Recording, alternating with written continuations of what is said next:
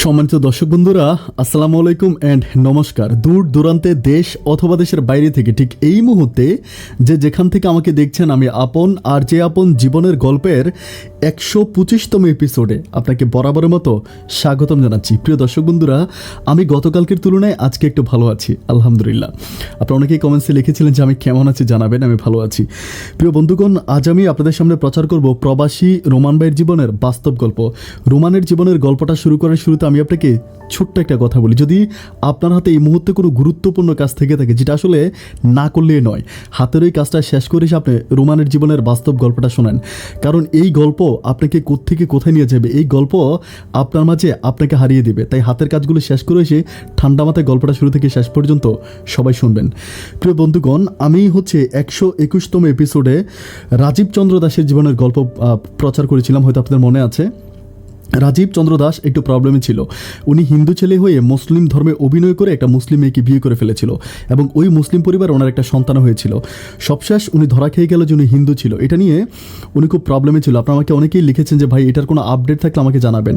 ওই এপিসোডের কিছুক্ষণ আগে, এখন থেকে প্রায় আধা ঘন্টা আগে আমি একটা আপডেট পেয়েছি, আমি আপনাদেরকে আপডেটটা জানাই। শুরুতে আমি হিন্দু ভাইদের প্রতি সম্মান এবং ভালোবাসা রেখে বলছি, ভাইরা, রাজীব ভাই তার হিন্দু ভাইয়ের সাথে কথাবার্তা বলে পারিবারিকভাবে উনি মুসলিম ধর্ম গ্রহণ করেছে এবং উনি ওনার বউ এবং সন্তানের সাথে যথেষ্ট ভালো আছে। এটা আমাকে একটু আগে SMS করে জানালো। ভাবলাম আপডেটটা পেয়ে গেলাম আর আপনাদেরকে জানিয়ে দিই।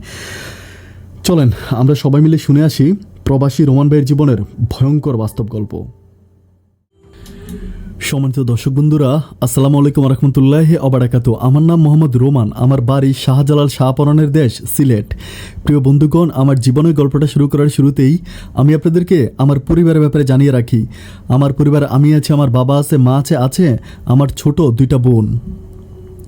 আমাদের পরিবারটা মোটামুটি একটা উচ্চবিত্ত পরিবার বলা চলে, কারণ আমার আব্বা সিলেটের জেলাভিত্তিক একজন অনেক বড় রাজনীতিবিদ।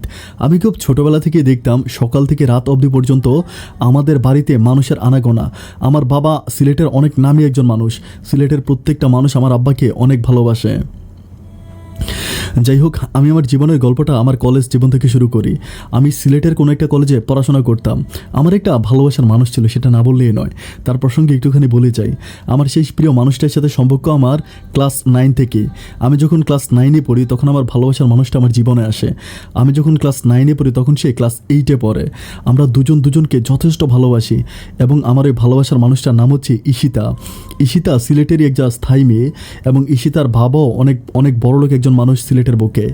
যাই হোক, ঈশিতার সাথে আমার সম্পর্কটা এমন একটা সম্পর্ক, আমার কাছে মনে হয় যে দুনিয়াতে বেস্ট কোনো ভালোবাসার জোড়া যদি থেকে থাকে তবে আমার আর ঈশিতার সম্পর্কটাকে ধরে নিতে হবে। এভাবে আমার দিনগুলো সামনের দিকে অতিবাহিত হচ্ছিল। আমি যখন কলেজে পড়ি তখন ঈশিতা তখন ক্লাস 10-এ পড়ে। ও SSC পরীক্ষাতে ওই সময়।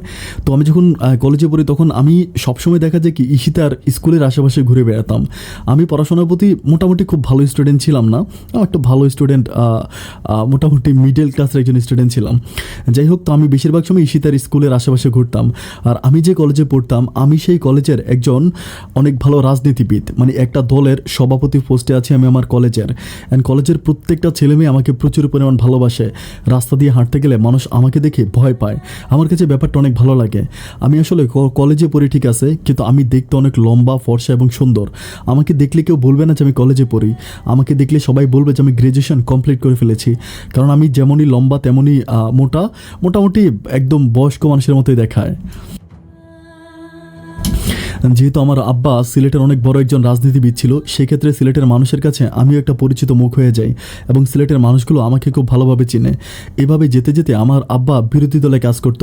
তো সরকার যখন ক্ষমতায় এসেছিল, ক্ষমতায় আসার পরে সরকার বিভিন্নভাবে ক্ষমতায় থাকার জন্য অনেক রকম দাঙ্গা হাঙ্গামা করে আমাদের সিলেটে। তখন সিলেটের প্রতি আমার আব্বার সাথে এমনভাবে একটা ঝামেলা লেগে যায় সরকারের পক্ষ থেকে, সেটা নিয়ে খুব প্রবলেম হচ্ছিল। অ্যান্ড সরকার পতনের জন্য তখন সিলেটে অনেক বড় একটা আন্দোলন করা হয়। সেই আন্দোলনে প্রচুর পরিমাণ গাড়ি পোড়ানো হয়, অনেক রকম মানুষকে অত্যাচার করা হয়, অনেক মারামারি হয়। এই নিয়ে আমার নামে এবং আমার বাবার নামে থানাতে মামলা করা হয়।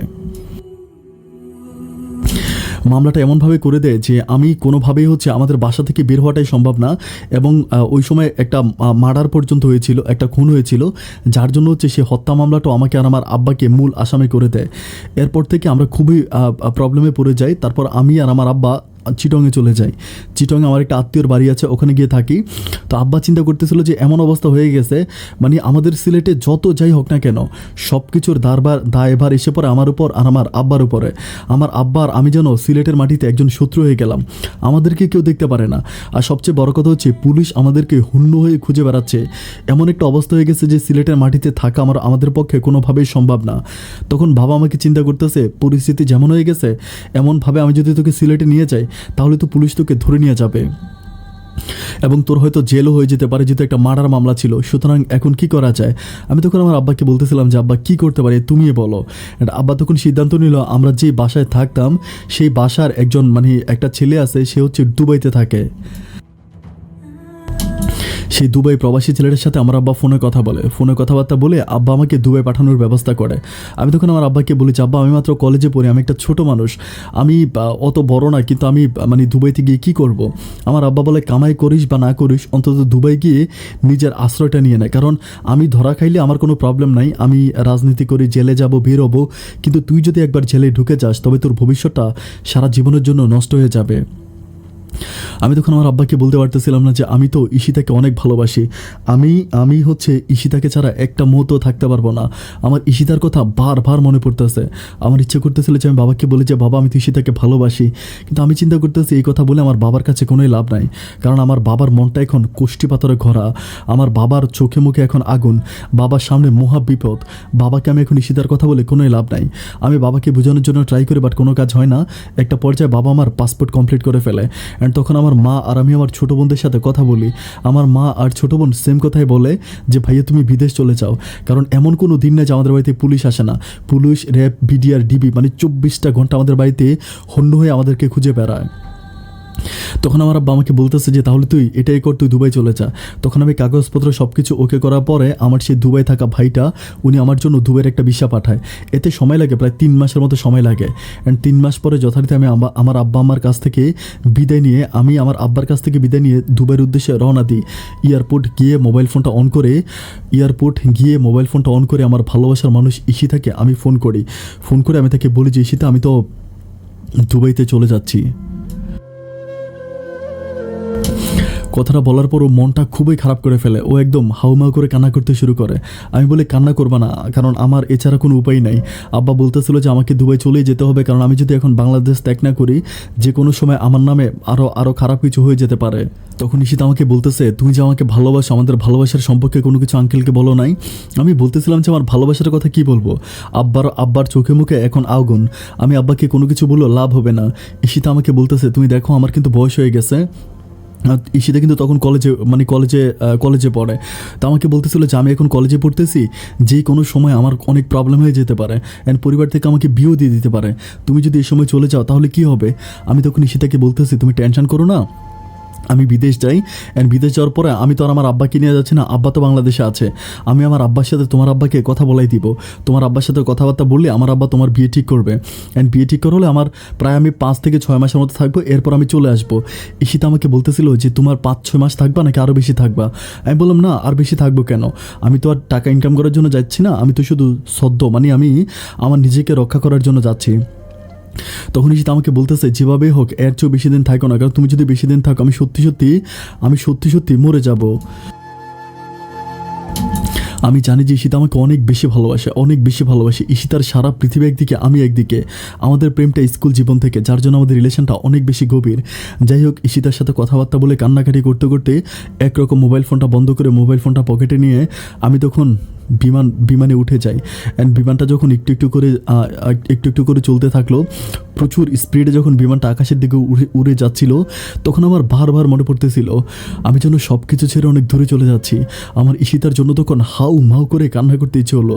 আমার পাশে একটা ভদ্রলোক থাকে, উনি আমাকে বুঝায় তুমি কি প্রথমবারের মতো যাচ্ছ। আমি বলি হ্যাঁ প্রথমে যাচ্ছি। আমাকে বুঝায় যে কান্নাকাটি করো না, দেখবে সব কিছু ঠিক হয়ে যাবে, তোমার আব্বার কথা মনে পড়ে, তোমার আম্মার কথা মনে পড়ে, তাই না। আমি কিন্তু লোকটাকে বলতে পারি না যে আমার আব্বা আম্মার কথা যতটা মনে পড়ে তার চেয়ে অনেক বেশি মনে পড়তেছে আমার ঈশিতার কথা। ঈশিতার জন্য যেন আমার কলিজাটা চিরে যাচ্ছিল।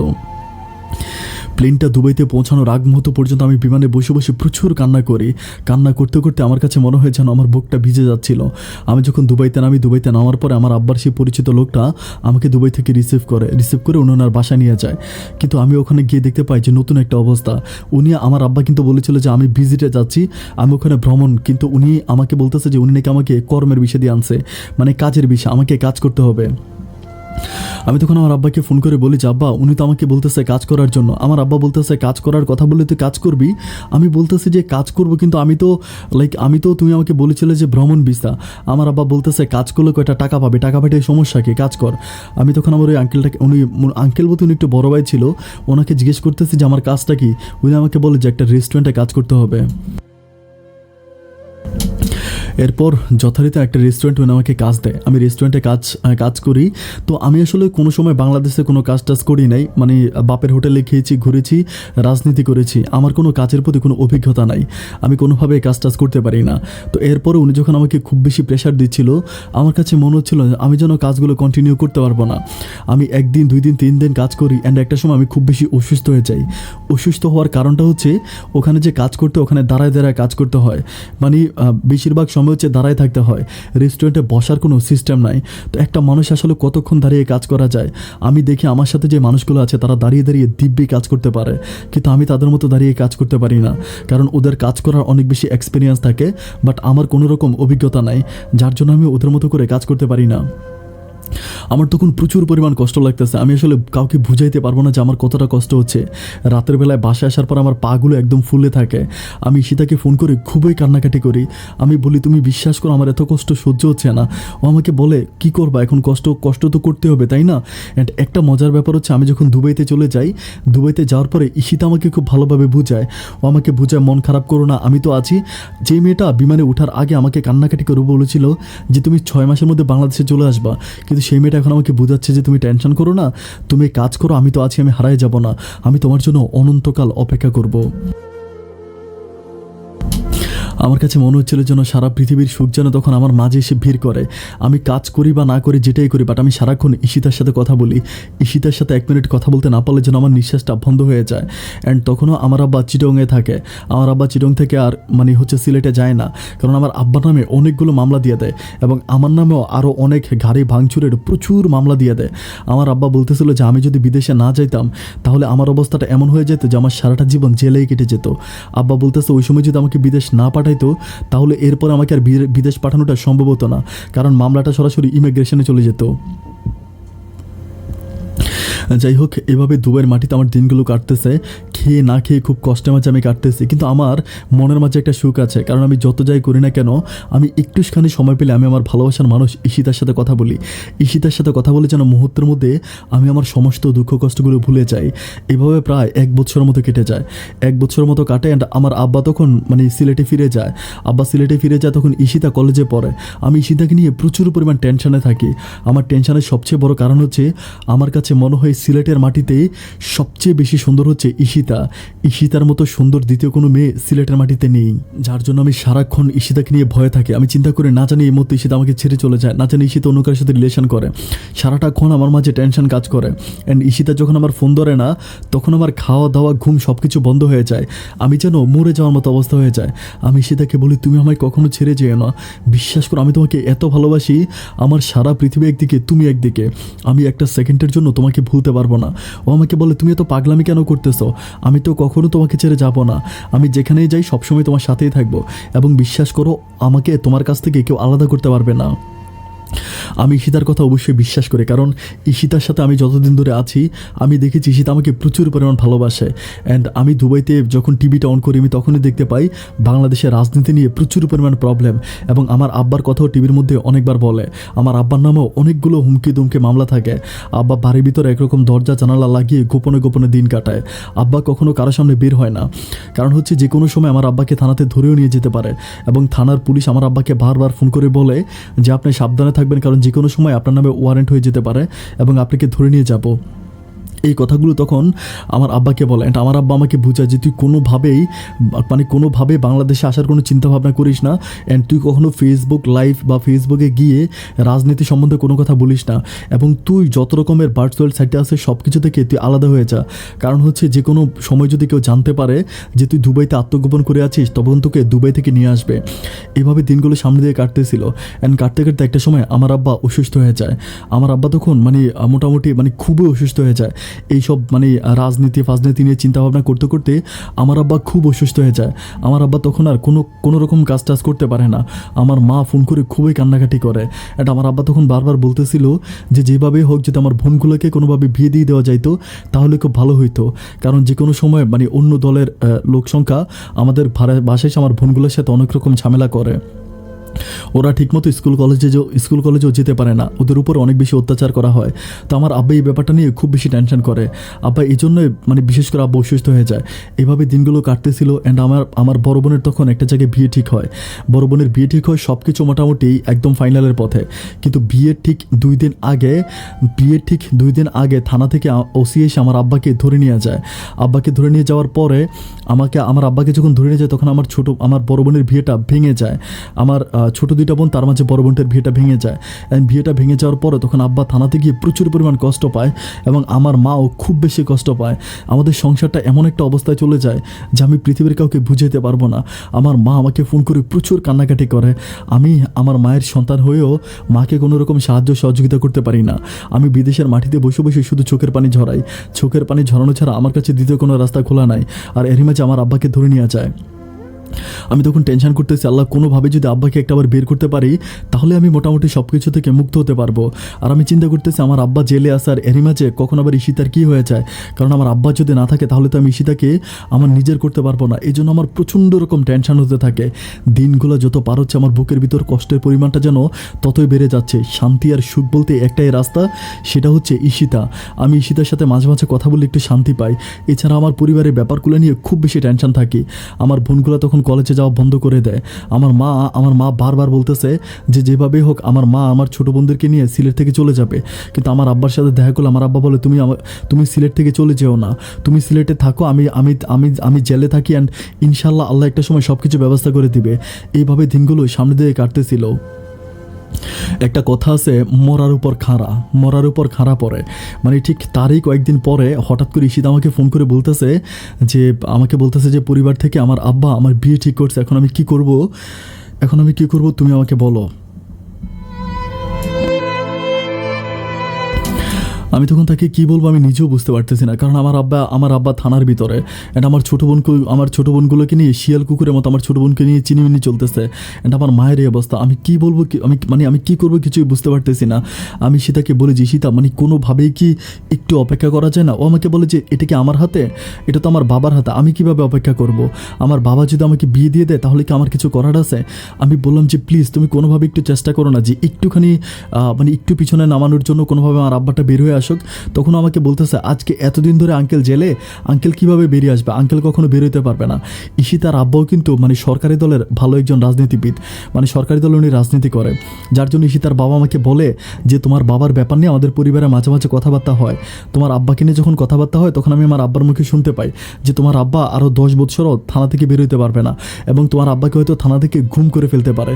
এই কথাগুলো শোনার পর আমার কষ্টের পরিমাণটা আরও বেড়ে যায়।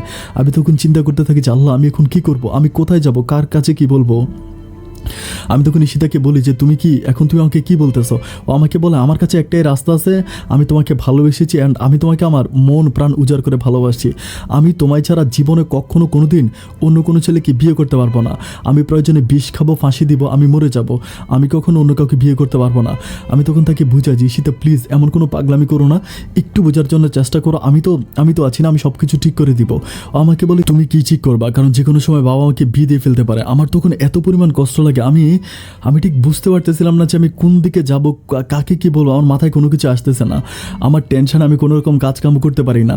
আর আরেকটা ব্যাপার হয় যে এরকম যে আমি যদি মানে দুবাইতে কাজ করি তাহলে আমার আমি খাবার খেতে পারবো বা চলাফেরা করতে পারবো, বাট আমার কাছে ওরকম কোনো টাকা পয়সাও নাই, ওরকম কোনো এক্সট্রা টাকা পয়সা নাই যেটা আমি চলতে পারবো। আর ওই সময় আমার আব্বাকে থানাতে নিয়ে যায়। আব্বা যখন থানাতে থাকে তখন আমার পরিবারের অবস্থাটা খুবই খারাপ হয়ে যায়। এমন হয় যে বাজার করার মতো টাকা পর্যন্ত আমার মায়ের হাতে থাকে না। আমি টাকা দিলে আমার মা বাজার করতে পারে। আমি এখন কি আমার পরিবারকে সামলাবো, নাকি ঈশিতাকে সামলাবো, নাকি আবার বোনদের সামলাবো, নাকি বাবাকে থানা থেকে বের করার জন্য আমি চেষ্টা করব? আমি কি করব আমি নিজেই বুঝতে পারতেছিলাম না। আমি যেন পাগল হয়ে যাচ্ছিলাম। কিন্তু আমার ওইখানে যিনি আমার বড় ভাই আছে, সিলেটের ভাইটা, উনি চিটংয়ের ভাইটা, উনি আমাকে প্রচুর বুঝায়, তুমি এত ছোট মানুষ, এত চাপ নিও না, টেনশন নিও না, তুমি আল্লাহর উপরে ভরসা রাখো, আল্লাহ সব কিছু ঠিক করে দিবে। আমি বলি ভাই আল্লাহ কী ঠিক করবে, আমি তো কিছুই বুঝতে পারতেছি না, কারণ আমার সর্বদিক থেকে বিপদ। আর আমাদের যত সিলেটে ব্যবসা বাণিজ্য ছিল, আমার আব্বার দোকানপাট থেকে শুরু করে যত ব্যবসা বাণিজ্য ছিল সব কিছু ক্রোপ করে নেয়, সরকার সব কিছু ক্রোপ করে নেয়। এবং সরকার দলীয় লোকেরা আমার আব্বাকে প্রচুর পরিমাণ আমার আব্বার ব্যবসা বাণিজ্যগুলোর উপরে প্রচুর পরিমাণ টর্চারিং করে, যার জন্য ওই ব্যবসা প্রতিষ্ঠান থেকে কোনো রকম ইনকাম আর হয় না। আমার মা তখন আমাকে ফোন করে বলে যে আমাদের হয়তো মরণ ছাড়া দ্বিতীয় কোনো রাস্তা খোলা নাই। অ্যান্ড আমি তখন বলি যে আমার আব্বা যে দলের রাজনীতি করতো, এই দলের রাজনীতির বড় বড় লোকদের সাথে আমার মা যখন গিয়ে ওনাদের কাছে সাহায্য চায়, ওনারাও আমার মাকে তেমনভাবে কোনো সাহায্য করে না। ওনারাও বলতেছে যে আমরাও বিপদে আছি, আমরা কি করতে পারবো, আপনি আল্লাহকে ডাকেন, আল্লাহই হয়তো সব কিছু সমাধান করে দিতে পারে। বাট দিন যত যাচ্ছে আমাদের কষ্টের পরিমাণটা ততই বাড়তেছে। অ্যান্ড একটা সময় ঈশিতা আমাকে বলতেছে আমার পক্ষে আর আমার পরিবারে থাকা কোনোভাবেই সম্ভব নয়, এখন তুমি আমাকে বলো যে আমি কী করতে পারি। আমি তখন তাকে বলতেছি যে তাহলে কি করা যায়, তুমি আমাকে একটা বুদ্ধি দাও তো। তখন ঈশিতা আমাকে একটা কথা বলে, ঈশিতা আমাকে বলে যে তুমি যদি রাজি থাকো আমি তোমাকে একটা কথা বলতে পারি, তুমি আমার কথা একটু মনোযোগ দিয়ে শোনো। ও আমাকে বলে কী কথা, আমি তাকে বলি যে কী কথা। তখন সে আমাকে বলতেছে যে আমার একটা বান্ধবী আছে, ও হচ্ছে ঢাকাতে হোস্টেলে থেকে পড়াশোনা করে, আমার বাবা যেহেতু আমার বিয়ে ঠিক করে ফেলছে, আমি আমার ওই বান্ধবীটার বাসায় চলে যাই। ও তো হোস্টেলে থেকে পড়ে, আমি হোস্টেলে গিয়ে ওর সাথে থাকি, তুমি আসা পর্যন্ত আমি ওর কাছে গিয়ে থাকবো। আমি তখন তাকে বলতেছি বাহ তাহলে তো আইডিয়াটা অনেক ভালো। আমি বললাম যে আচ্ছা ঠিক আছে, তাহলে তুমি এই কাজটা করতে পারো। অ্যান্ড এটা যদি তুমি করো দেখা যায় আর কোনো প্রবলেম হবে না। তুমি তোমার ওই বান্ধবীর বাসায় তুমি ঢাকাতে থাকলা, অ্যান্ড আমি সময় সুযোগ বুঝে আমি বাংলাদেশে গেলাম, অ্যান্ড আমি বাংলাদেশে যাওয়ার পর তারপর আমি তোমাকে বিয়ে করলাম। তো ও বলতেছে যে এই আইডিয়াটা কিন্তু খারাপ না, কারণ আমরা যদি এটা কাজে লাগাই তাহলে দেখা যাক কি সব কিছুই ঠিক থাকবে, তুমি দেশে আসলে আমাকে পেয়ে যাবা আর আমিও নিজেকে সেভ করতে পারবো। আমি তাকে বলতেছি কিন্তু তোমার আব্বা আম্মাকে তুমি কি বলবা। ও আমাকে বলে আমি সেম কথাই বলবো, আমি এখান থেকে পালায় যখন ঢাকাতে চলে যাব আমি আমার আব্বা আম্মাকে বলবো যে আমি একটা ছেলেকে ভালোবাসি, তার সাথে চলে আসছি। আমি বলি তখন তোমার আব্বা আম্মা তোমাকে খুঁজে বের করে ফেলবে না। ও আমাকে বলে আরে না, কীভাবে খুঁজে বের করবে, ঢাকার মতো একটা জায়গা, ওখানে কি আমাকে খুঁজে বের করতে পারবে। আমি তখন তাকে বলি যে তাহলে তুমি এই কাজটাই করো। অ্যান্ড এটা তাকে বলি ঠিক তারই 2 থেকে 3 দিন পরে ঈশিতা আমাকে একদিন রাতের বেলায় ফোন দিয়ে বলতেছে আমি আমার বান্ধবীর সাথে কথা বলছি, আমার বান্ধবী বলছে আজকে রাতে চলে যাওয়ার জন্য। আমি তখন বলতেছি যে তুমি কি যাইতে পারবা, তোমার কোনো প্রবলেম হবে না তো। আমাকে বলে যে না কোনো প্রবলেম হবে না, আমি অলরেডি একটা সিএনজি ঠিক করে রাখছি, রাত 10টার দিকে সিএনজি আসবে, আমি ওই সিএনজি করে উঠে বাস স্ট্যান্ড চলে যাব। অ্যান্ড বাস স্ট্যান্ড থেকে আমি বাসে করে সরাসরি ঢাকাতে চলে যাব, কোনো প্রবলেম হবে না।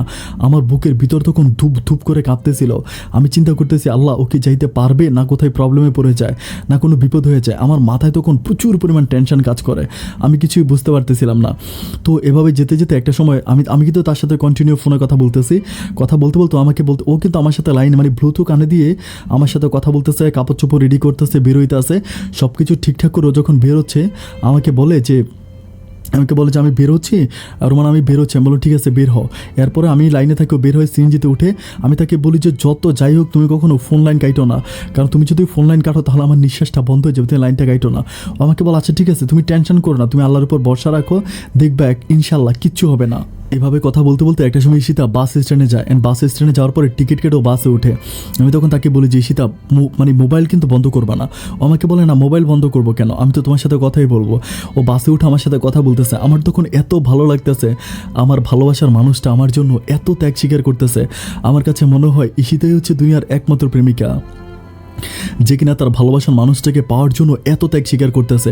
ঈশিতা কিন্তু মোটামুটি গরিবের কোনো মেয়ে না, ওর বাবা কিন্তু সিলেটের সরকারের দলীয় অনেক ভালো একজন রাজনীতিবিদ, ওদের কিন্তু সিলেটে প্রচুর পরিমাণ ক্ষমতা এবং পাওয়ার, টাকা পয়সা অর্থ আভিজাত, ওর বাবার কোনো কিছুর অভাব নাই। আর ঈশিতার একটা আমি এখানে একটা ব্যাপার বলে রাখি, ঈশিতার কিন্তু দুইটা বড় ভাই আছে। ঈশিতার দুইটা বড় ভাই অ্যান্ড ঈশিতা হচ্ছে মানে ওরা বড় দুইটা ভাই আছে আর ও হচ্ছে সবার ছোট। তো এরপরে যখন ও বাসে উঠে আমার সাথে কথা বলতেছে, কথা বলতে বলতে একটা পর্যায়ে আমাকে বলতেছে যে বাসা থেকে আব্বা কল দিতেছে। আমি বললাম এই রাতের বেলায়? তো বলে যে আব্বা কিন্তু মাঝে মাঝে ঘুম থেকে উঠে আমার রুমে যায়, মানে রুমে গিয়ে আমার গায়ে কম্বল দিয়ে আসে, তারপর আমি ঘুমাচ্ছি কিনা দেখে। আর আব্বা সবসময় একটা কথা বলে রাখে যে কখনো দরজা নক করা যাবে না, আমি কখনো দরজা নক করে ঘুমাই না। আমি তখন তারে বলতেছি, তাহলে ও বলে যে আব্বা কল দিতেছে। আমি বলি যে তাহলে এখন কী করবা? ও আমাকে বলে আমি কী করবো বুঝতে পারতেছি না। আমি বলি যে ঠিক আছে তুমি তোমার আব্বার সাথে কথা বলো, কারণ তুমি যদি কথা না বলো উনি তো টেনশন করতে পারে, তাই না? দেখা যায় কি উনি থানাতে গিয়ে তো মামলা টামলা করবে, ভাববে যে হয়তো বিরোধী দলের কোনো লোক তোমাকে উঠে নিয়ে গেছে, আরও ঝামেলা হয়ে যেতে পারে। এর চেয়েও ভালো হয় কি যে তুমি তোমার আব্বার সাথে কথা বলো, কথা বলি তুমি তোমার আব্বাকে ঠিক করো। এই বলে আমি লাইটটা কেটে দিই। ও ওর বাবার সাথে কথাবার্তা বলে দেন আমাকে আবারও মিস কল দেয়। আমাকে মিস কল দেওয়ার পর আমি কল ব্যাক করি, কল ব্যাক করার পর আমি তার সাথে কথা বলি। আমি তাকে বলতেছি ঈশিতা কী অবস্থা? আমাকে বলতেছে আমি আব্বাকে বলেছি যে আমি একটা ছেলের সাথে পালায়া গেছি, আমি একটা ছেলের সাথে চলে আসছি, তুমি কোনো টেনশন করো না, অ্যান্ড আমি ভালো আছি, আমি ওই ছেলেটার সাথে আসি, ছেলেটা অনেক ভালো। অ্যান্ড এটা বলার পর আব্বা তখন চিৎকার দিয়ে ওঠার পর মোবাইল ফোনটা বন্ধ হয়ে যায়। আমি বলি তাহলে কোনো প্রবলেম হবে না তো? আমাকে বলো হয়তো আব্বা অজ্ঞান হয়ে গেছে, এটা বলে ও কান্না করতে থাকে, মানে খুফিয়ে কান্না করতেছে। আমি বলি ঈশিতা প্লিজ কান্না করো না, কারণ বাসের মধ্যে কান্না করলে দেখা যায় কি যে তুমি অনেক বড় বিপদে পড়ে যাবা। ও আমাকে বলে কিসের বিপদ? আমার বাবা মরে যেতেছে, আমি কী করবো? এইটা বলে ও একটু চিৎকার করতে থাকে। আমি তাকে বারবার বলি ঈশিতা প্লিজ কান্না করো না, প্লিজ কান্না করো না, তুমি কোনো রকম কান্নাকাটি করো না, একটু ধৈর্য ধারণ করো, সব ঠিক হয়ে যাবে। ও আমাকে বলে আমি কিছুই বুঝতে পারতেছি না, আমার আব্বা কি স্ট্রোক করে ফেললো নাকি, আমাকে এটা বলে। আমি বলি আরে না, স্ট্রোক করতে যাবে কেন, হয়তো মানে মোবাইল ফোনে চার্জ ছিল না বা বন্ধ হয়ে গেছে। অ্যান্ড একটা পর্যায়ে ও বলে যে আবার না কেউ কল, মানে আবার ওর আব্বার মোবাইল থেকে কল আসতেছে। তখন আমি লাইনটা কেটে দিই, আমি বলি ঠিক আছে তুমি কথা বলো। তারপর সে তার বাবার সাথে কথা বলে, অ্যান্ড কথা প্রায় অনেকক্ষণ ধরে কথা বলে, প্রায় আধা ঘন্টার মতো কথা বলে। আধা ঘন্টার মতো কথা বলে ও কল ব্যাক করে, অ্যান্ড কল ব্যাক করে ও তখন হাউ মাউ করে কান্নাকাটি করতে থাকে, মানে এত পরিমাণ কান্নাকাটি করে আমি বলে বোঝাতে পারবো না। ও আমাকে বলে যে আমার আব্বা বলতেছে আমার আব্বা নাকি ফাঁসি দিয়ে মরে যাবে। আমাকে বলতেছে রোমান আমি এখন কি করবো? আব্বা বলতেছে তুই যদি বাড়িতে না আসিস আমি তোর কসম করে বলতেছি, তোর মায়ের কসম করে বলতেছি, আমি ফাঁসি দিয়ে মরে যাব। আমি এই মুখ কাউকে দেখাইতে পারবো না, কারণ সকালবেলা ঘুম থেকে ওঠার পর মানুষ যখন জানতে পারবে যে আমার মেয়ে পালায়ে গেছে, আমি এই মুখটা এই সমাজে কাউকে দেখাইতে পারবো না। আমি তখন তাকে বলি যে ঈশিতা তুমি একটাবার বোঝার জন্য ট্রাই করো, এটা হচ্ছে তোমার আব্বার একটা চালাকি, তোমার আব্বা তোমাকে বাড়িতে নিয়ে যাওয়ার জন্য একটা কৌশল অবলম্বন করছে, অ্যান্ড এটা দিয়ে তুমি কোনো রকম মন খারাপ করো না। অ্যান্ড ওর সাথে কথা বলতে বলতে একটা পর্যায়ে হঠাৎ করে ওর পাশের সিটে বসা লোকটা বলতেছে যে এক্সকিউজ মি, আমি কি আপনার সাথে একটু কথা বলতে পারি? আমি তখন প্রচুর ভয় পেয়ে যাই। আমি তখন ঈশিতাকে বলতেছি ঈশিতা তুমি লাইন কেটো না, দেখো লোকটা কী কথা বলে। তো লোকটা তখন ঈশিতাকে জিজ্ঞেস করতেছে আপনি কোথায় যাবেন, অ্যান্ড ঈশিতা তখন বলতেছিল যে কেন আপনি কথা কেন জিজ্ঞেস করতেছেন। ওই পাশের লোকটা তখন বলতেছে যে আপনি কোথায় যাবেন আমাকে আপনি বলেন। তো আমি তখন ঈশিতা বলতেছে যে আমি কোথায় যাবো এটা আপনাকে কেন বলতে যাবো। লোকটা তখন বলতেছে আপনি যদি মানে ভালো চান তাহলে বলেন, আপনি বাসা থেকে পালায় আসছেন না। আমার ভিতর তখন আমার কলিজাতে একটা কামড় দেয়। আমি তখন খাটের উপর বসে আমি খাট থেকে একদম ফ্লোরে বসে যাই। ফ্লোরে বসে আমি চিন্তা করতেছি হায় আল্লাহ আমার ঈশিতা তো আবার ধরা খেয়ে গেল, কারণ ওই পাশের লোকটা যদি ঈশিতাকে আটকায় ফেলে আমি তো বাংলাদেশে নাই, আমি কিছুই করতে পারবো না। আর ঈশিতাকে যদি বাসের মধ্যে আটকে ওর বাপকে কল দেয় তাহলে ওর বাবা ওকে ধরে নিয়ে যাবে, আর ওর বাবা ওকে ধরে নিয়ে গিয়ে ওর বাবা ওকে বিয়ে দিয়ে দেবে। ওর বাবা যদি ওকে বিয়ে দিয়ে দেয় তাহলে আমি তো আর কখনোই ঈশিতাকে পাবো না, আর আমি যদি ঈশিতাকে না পাই আমার পক্ষে বেঁচে থাকা কোনোভাবেই সম্ভব না। আমি তখন ঈশিতাকে বলি হেলো করতেছি, ঈশিতা বলে তুমি চুপ করো, তুমি কথা বইলো না। তখন ঈশিতা লোকটার সাথে প্রচুর পরিমাণ তর্কাতর্কি করতে থাকে। এটা আশেপাশের বাসের অন্য লোকগুলো তখন ওই লোকের পক্ষ নিয়ে নেয়। ওই লোকের পক্ষ নিয়ে ঈশিতাকে জিজ্ঞেস করছে কী ব্যাপার, আপনি কোথায় যাচ্ছেন, আপনি এটা বলতে পারতেছেন না কেন, আর আপনি এত কান্নাকাটি করতেছেন, আপনার জন্য বাসে আমরা একটু রিল্যাক্সে বসতে পারতেছি না, আপনি এই কান্নাকাটি করতেছেন, এই কথা বলতেছেন, আপনি তো পাগলামি কেন করতেছেন। আমি তখন বলি যে ঈশিতা তুমি জাস্ট চুপ থাকেন, সব কিছু কোল্ডলি হ্যান্ডেল করার জন্য চেষ্টা করো। যাই হোক এভাবে যাচ্ছে, বাট প্রচুর পরিমাণ ঝগড়া, মানে বাসের মধ্যে বাসের কন্ট্রাক্টর থেকে শুরু করে হেল্পার থেকে শুরু করে সবাই প্রচুর পরিমাণ ঝগড়া করে। আমি তখন ঈশিতাকে চালাকি করে বলতেছি ঈশিতা তুমি তোমার মোবাইল ফোনটা একটু কন্ট্রাক্টরের কাছে দাও, মানে যে সুপারভাইজার আছে বাসের ওই সুপারভাইজারকে দাও। আমাকে বলতেছে কী হবে, আমি বলি দাও না। তখনও কী করে মোবাইল ফোনটা সুপারভাইজারকে দেয়। সুপারভাইজারকে দেওয়ার পর আমি সুপারভাইজারের কাছে কান্না করে ফেলি, বলি ভাই রে তুই আমার ধর্মের ভাই লাগোস ভাই, আমি ওরে ভালোবাসি, আমি বিদেশ আছি, ও আমার কাছে চলে আসতেছে, ওর আগামী দিন ফ্লাইট, তুই যেমনে পারস ভাই ওরে তুই বাঁচা, আমি তোরে কথা দিতেছি আমি তোরে 5,000 টাকা দিব। কন্ট্রাক্টর আমাকে বলতেছে ভাই আমার 5,000 টাকা দিয়ে আপনি কী করবেন, এখন তো এই মেয়েকে পুরা বাসের প্যাসেঞ্জার যা আছে সবাই ধরে ফেলছে। আমি বলি তুই বাসের বেটা, তুই বাসের হচ্ছে মানে মেন, তুই বাসের সুপারভাইজার, তুই চাইলে তুই সব কিছু করতে পারবি। ও আমারে বলে ভাই আমি কী বা করতে পারবো। আমি বলি আমি আমার মায়ের কসম করে বলতেছি ভাই আমি তোরা 5,000 টাকা দিব, তুই যেমনে পারস আমার ভালোবাসার মানুষটার এখান থেকে বাঁচা। ও আমার বলতেছে ঠিক আছে আপনি টেনশন করেন না, দেখা যাক কী হয়। আমি বলি খবরদার ফোন কাটিস না, মোবাইল ফোনটা নিয়ে আমার বউয়ের কাছে দে। বউ কী করে মোবাইল ফোনটা নিয়ে ঈশিতার কাছে দেয়। ঈশিতা তখন মোবাইল ফোনটা নিয়ে বসে থাকে। আমি বললাম যে ঈশিতা তুমি যত যাই হোক ফোন কাটবা না, মানে ফোন কাটা যাবে না, তুমি ফোনে লাইনে থাকো। অ্যান্ড আমি আমি আমি আমি আমি শুনতে চাই যে ওরা কী করতে চায়। অ্যান্ড একটা সময় বাসের মানুষগুলো একটা গ্রুপিং করে ফেলে, সবাই মিলে গ্রুপিং করে ফেলে। অ্যান্ড তখন ওই ড্রাইভার সাহেব মানে একটা হোটেলের সামনে গাড়ি থামায়। গাড়ি থামানোর পরে তখন আমি জাস্ট এই কথাগুলো ফোনের মাধ্যমে শুনতেছি। ড্রাইভার এবং হেল্পার তখন মানে আমার কাছে মনে হয় যে ওই সুপারভাইজার গিয়ে ড্রাইভারকে ইঙ্গিত দিছে যে এই ঘটনা। তখন ড্রাইভার বাস নামে সবাইকে বলতেছে এই মেয়ে আমাদের প্যাসেঞ্জার, আপনারা যেরকম আমাদের প্যাসেঞ্জার, এই মেয়ে আমাদের প্যাসেঞ্জার, ওর টিকিট কেটে এখানে মানে ও যাত্রী, ও আপনারাও যেমন যাত্রী ও তেমন যাত্রী, আপনারা ওকে এত প্রশ্ন করতে পারেন না। আর আপনি এখানে কেউ পুলিশও না আইনের লোকও না, আপনার মেয়েটার সাথে এরকম সিগারেট কেন করতেছেন। এটা বলে যখন ড্রাইভার যখন একটু গরম হয়ে যায় তখন প্যাসেঞ্জার সবাই চুপ হয়ে যায়। অ্যান্ড প্যাসেঞ্জারগুলো যখন চুপ হয়ে যায় তখন ড্রাইভার আবারও গাড়ি চালিয়ে একটা পর্যায়ে আমার ভালোবাসার মানুষকে ঢাকা নিয়ে যায়। অ্যান্ড ঢাকা যখন ও যায়, ঢাকা যাওয়ার পরও লোকগুলো তখন ওইখানে ওকে আটকায়। আমি কিন্তু এই পর্যন্ত ওর কলে আসি। আর এরই মাঝে ওর বাবা কিন্তু কল দিতে আসে, ওর বাবা কলের উপর কল, বাট ওর নাম্বার ব্যস্ত, আমি ওর সাথে কথা বলতেছে। ও আমাকে বলতেছে বাবা কল দিতে আসে, কিন্তু আমি বলি বাবা কল দেখ, যেই কল দেখ, তুমি আমার কল কাটবা না, আমার সাথে কলে থাকো, আমার সাথে কলে থাকো, তুমি কল কাটবা না। তো ওর সাথে এরকম কথা বলতে বলতে যখন ওইখানে বাস স্টেশন নিয়ে নামার পর ওই হারামির বাচ্চাগুলো ওইখানে আমার ভালোবাসার মানুষকে আবারও আটকায়। ওই বাস স্ট্যান্ডে আটকানোর পরে বলতেছে এই পুলিশে ফোন করে মেয়েটাকে পুলিশে ধরাই দে, মেয়েটা বাসা থেকে পালিয়ে আসছে। এরকম ভাগ করতে ধরাই যায়। আমি তখন ঈশিতাকে বলি যে ঈশিতা তুমি কেন মোবাইল ফোনটা ওই লোকগুলোর কাছে দিতেছ না। ঈশিতা তখন আমাকে বলতেছে তুমি ওই লোকগুলোকে চিনো। আমি বললাম না চিনি না। ও বলে মোবাইল ফোনটা দিলে যদি ওরা মোবাইল ফোনটা নিয়ে দৌড় দিয়ে চলে যায় তখন আমি কী করবো। আর এই ছেলেগুলোকে দেখে আমার কাছে ভালো মনে হচ্ছে না, আমার কাছে মনে হয় যে ওরা ওরকমই করে, ওরা ধান্দাবাজ। আমি তখন আল্লাহকে ডাকতে থাকি যে আল্লাহ, আমি তখন বলি যে আল্লাহ এই বিপদ থেকে তুমি ছাড়া রক্ষা করার কেউ নেই, আল্লাহ তুমি এই বিপদ থেকে যেভাবেই হোক রক্ষা করো। আমি তখন দুবাইতে গলা কাটা মুরগির মতো লাফাইতেছি, আর কান্না করতেছি, আল্লাহকে বলতেছি আল্লাহ তুমি একটা উপায় বের করে দাও, তুমি একটা উপায় বের করে দাও। অ্যান্ড যাই হোক আলহামদুলিল্লাহ আল্লাহ একটা উপায় বের করে দেয়। কথা বলার একটা পর্যায়ে আমি হঠাৎ করে শুনতে পাই পিছন থেকে কোনো একটা মেয়ে এসে বলতেছে কী ব্যাপার ঈশিতা, এখানে কী হয়েছে। আমি তখন একটু রিল্যাক্স হই, তখন আমি বুঝতে পারি যে এটা ঈশিতার বান্ধবী। ঈশিতা বলতেছে যে দেখ আমি তোর কাছে আসতেছিলাম, এই লোকগুলো আমাকে ওখানে আটকাইছে। তখন ঈশিতার বান্ধবী একটু গরম ভাষায় লোকগুলোর সাথে কথা বলেছে, আপনাদের সমস্যা কি। আমার বান্ধবী আমার সাথে ঠিক আছে পুলিশে ফোন করবেন তো করেন, এখন ফোন করেন। ঈশিতার বান্ধবীরা যখন গরম হয়ে যায় তখন ওই লোকগুলো করে কি সবাই যে যার মতো করে সাইডে চলে যায়। এরপর ঈশিতার বান্ধবী ঈশিতাকে নিয়ে হোটেলে মানে রুমে যায়। রুমে যাওয়ার পর আমি বলি আলহামদুলিল্লাহ আল্লাহ তোমার কাছে লাখো গুণ শুকরিয়া, আল্লাহ তুমি আমাকে মহা বিপদ থেকে বাঁচিয়েছো। আমি তখন ঈশিতাকে বলি যে যেভাবে হোক সেভাবেই থাকো, প্রথমে তুমি মোবাইল ফোনটা বন্ধ করো, কারণ যেভাবে হোক তোমার পরিবার হয়তো তোমার লোকেশন ট্র্যাক করতে পারে, লোকেশন ট্র্যাক করে তোমাকে ধরে ফেলতে পারে, তুমি মোবাইল ফোন বন্ধ করো। এরপরও মোবাইল ফোনটা বন্ধ করেন। মোবাইল ফোন বন্ধ করার পরে আমি তাকে বলি যে তুমি তোমার বান্ধবীর সিম দিয়ে আমার সাথে কথা বলবা। এরপর ওর মোবাইলটা কন্টিনিউ বন্ধ, আমি তার বান্ধবীর সিম দিয়ে ঈশিতার সাথে কথা বলি। এভাবে দিনগুলো কাটতে থাকে। কিন্তু পরের দিন আমি ঈশিতাকে ওইখানে রাখার পর আমি তখন কাজে যাই। আমার আব্বা কিন্তু তখনও থানাতে, আমার আব্বা থানাতে, আমার আম্মা বাড়িতে। তখন আমি যখন কাজে যাই, আমি কাজে যাওয়ার পরে আমাকে ওইখানে একজন তামিলের ইন্ডিয়ান তামিলের হচ্ছে একজন ম্যানেজার থাকে। ওই ম্যানেজার আমাকে বলতেছে যে আপনি এখান থেকে চলে যান, আমাকে বলতেছে। আমি বললাম যে কেন। পরে বলতেছে আপনার জন্য গতকালকে রাতের বেলায় আমাদের হোটেলের কোনো স্টাফ ঘুমাইতে পারে না, আপনি সারা রাত ভর পাগলামি করছেন, আর এখন আপনি ডিউটিতে আসছেন 2 ঘন্টা পরে। আমি তখন বলতেছি যে স্যার আমার পারিবারিক সমস্যা, আমি কী করবো। উনি আমাকে বলতেছে পারিবারিক কোনো সমস্যা না, আপনার প্রেম সংক্রান্ত সমস্যা। আমি তখন বলি যে স্যার প্লিজ একটু বোঝার জন্য ট্রাই করেন। আমি ওনার সাথে কিন্তু কথাগুলো হিন্দিতে বলতেছি। আমি বলি যে স্যার আপনি একটু বোঝার জন্য ট্রাই করেন, আমি খুব বিপদে আছি। তখনই আমাকে বলতেছে যে না I am sorry please you can go. আমাকে এটা বললে তখন বের করে দেয়। অ্যান্ড বের করে দেওয়ার পরে তখন আমি চিন্তা করতেছি যে আমি কোথায় যাবো। অ্যান্ড উনি আমাকে বলে যে বাংলাদেশে পাঠিয়ে দিবে। আমাকে বলে আমি মালিকের সাথে কথাবার্তা বলে তোমাকে বাংলাদেশে পাঠিয়ে দিব। অ্যান্ড আমি চিন্তা করতেছি উনি যদি আমাকে বাংলাদেশে পাঠাই দেয় আমার এ কুল উ কুল 2 কুলে গেল, কারণ আমার নামে ইমিগ্রেশনে মামলা করা। ইমিগ্রেশনে মামলা করা, অ্যান্ড আমাকে বাংলাদেশে পাঠাইলে পুলিশ আমাকে প্রথমে এয়ারপোর্ট থেকে ধরে নিয়ে যাবে, এয়ারপোর্ট থেকে আমাকে মানে থানাতে ঢুকাই দিবে, এরপরে আমার আর বের হওয়ার কোনো উপায় নেই। আর ঈশিতা অলরেডি আমার জন্য ঢাকাতে অপেক্ষা করতেছে। আমার থানার ভিতর আমার আব্বা এবং হচ্ছে সিলেটের মাটিতে আমার মা আমার 2টা বোনকে বুকে জড়িয়ে ধরে আমার জন্য অপেক্ষা করতেছে।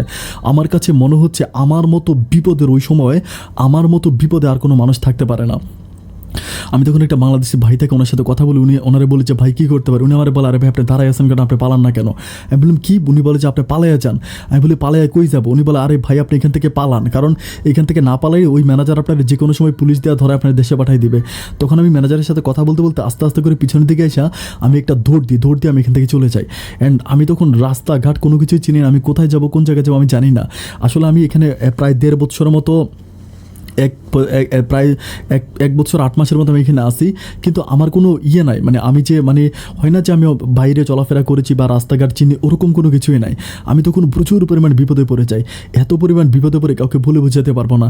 একটা পার্কের মধ্যে গিয়ে বসে থাকি, আমার কাছে আমার মোবাইল ফোনটা আছে, মোবাইল ফোনটাও মানে খুব একটা চান্স দেয়। আমি ঈশিতার সাথে কথা বলতেছি, আমি বলতেছি ঈশিতা আমি কী করবো, আমি কিছুই বুঝতে পারতেছি না। আমাকে বলে তুমি মন খারাপ করো না, আল্লাহর উপরে ভরসা রাখো, আল্লাহ সব কিছু ঠিক করে দিবে। আমি তখন বলি আল্লাহ আল্লাহ আল্লাহ কখন কী করবে ঈশিতা? আর দেখো বাবা জেলে, মা হচ্ছে আমার 2টা বোনকে নিয়ে খুব কষ্টে দিন কাটাইতেছে, তোমাকে ঘর থেকে বের করে আমি ঢাকাতে এনে লুকিয়ে রাখছি। আমার একটা চাকরি ছিল, আমার চাকরিটাও চলে গেল, এখন আমার পরিবার চলবে কী করে, আমি এখন কী করব? তখন ও আমাকে বলে তুমি আল্লাহর উপরে ভরসা রাখো, আমি তো তোমার জন্য অপেক্ষা করতেছি, তুমি আসো, তুমি আসলে আমরা বিয়ে করো, আমরা ভালো থাকবো। আমি তখন আমার চোখ জোড়া খালি একটাই স্বপ্ন, আমি বাংলাদেশে যাবো, ঈশিতাকে বিয়ে করবো, অ্যান্ড ঈশিতাকে বিয়ে করার পর আমি ভালো থাকবো। আমি আর কোনো রকম চিন্তাভাবনা করতেছি না, আমার মাথায় এটাই যে আমি বাংলাদেশে যাবো, ঈশিতাকে বিয়ে করবো। অ্যান্ড পার্কের ভিতরে বসে বসে আমি উপরের দিকে তাকাইয়া আমি কান্না করতেছি আর আল্লাহকে বলতেছি আল্লাহ এই বিপদ থেকে হয় তুমি রক্ষা করো, না হয় আল্লাহ এই মুহূর্তে তুমি আমার প্রাণটা নিয়ে যাও, আমি আর সহ্য করতে পারতেছি না। এটা বলে আমি পার্কের ভিতরে একটু শব্দ করেই কান্নাকাটি করতেছিলাম। কান্নাকাটি করার একটা পর্যায়ে একজন ভদ্রলোক পাশ থেকে এসে আমাকে বলতেছে এক্সকিউজ মি বলে, ইংলিশে কথা বলে আমাকে বলতেছে আমি কি আপনার সাথে একটু কথা বলতে পারি? আমি বললাম যে হ্যাঁ ভাই বলেন। পরে বলতেছে যে আপনি বাংলাদেশ, আমাকে ইংলিশে বলে আর ইউ ফ্রম বাংলাদেশ? আমি বললাম যে হ্যাঁ। তখন আমাকে বলতেছে যে ওকে আমিও বাংলাদেশি। তখন বাংলাদেশি ভাই আমি যে পাইলাম অনেক ভালো করে বলতেছে ভাই সমস্যা কি? পার্কে দেখলাম যে আপনি অনেকক্ষণ ধরে মন খারাপ করে বসে আছেন, কান্নাকাটি করতেছেন, আপনি কোনো পারিবারিক সমস্যা? আমি বললাম যে ভাই একটু সমস্যা আছে, আমি যেখানে চাকরি করতাম আমাকে চাকরি থেকে বের করে দিছে, অ্যান্ড আমার পারিবারিক অনেক সমস্যা, আমার আব্বা আম্মা মানে খুবই অসুস্থ, আমার টাকা পয়সার দরকার, এখন আমাকে চাকরি থেকে বের করে দিচ্ছে, আমি এখন কী করব? খুবই বিপদ আছি ভাই। তখন ওই লোকটা আমাকে বলতেছে কোনো মন খারাপ করবেন, আপনি আমার সাথে চলেন, আপনিও বাঙালি আমিও বাঙালি, আমি আপনাকে সহযোগিতা করব। এরপরে এই লোকটা আমাকে তখন ওনার বাসায় নিয়ে যায়। ওনার বাসায় যাওয়ার পর তখন আমাকে খেতে দেয়। আমার পেটে এত পরিমাণ খিদা ছিল, আমার কাছে মনে আমি 2 দিন ধরে খাবার খাই না। উনি আমাকে ভাত তরকারি দিয়ে, আমার কাছে মনে আমি জন্মের পরে কখনো এত খাবার খাই নাই।